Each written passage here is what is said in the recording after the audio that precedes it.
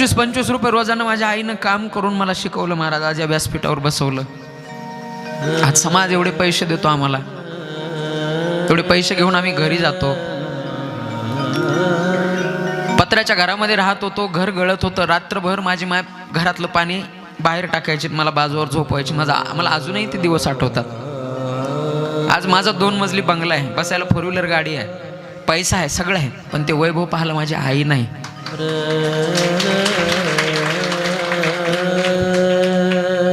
म्हणून जोपर्यंत मायबाप जिवंत आहे तोपर्यंत त्यांना सांभाळा. कथा कीर्तनामध्ये दुसरं काही ऐकायचं नसतं आपल्याला. या 7 दिवसाच्या कथेमधून एका जरी मुलानं, एका जरी सुनानं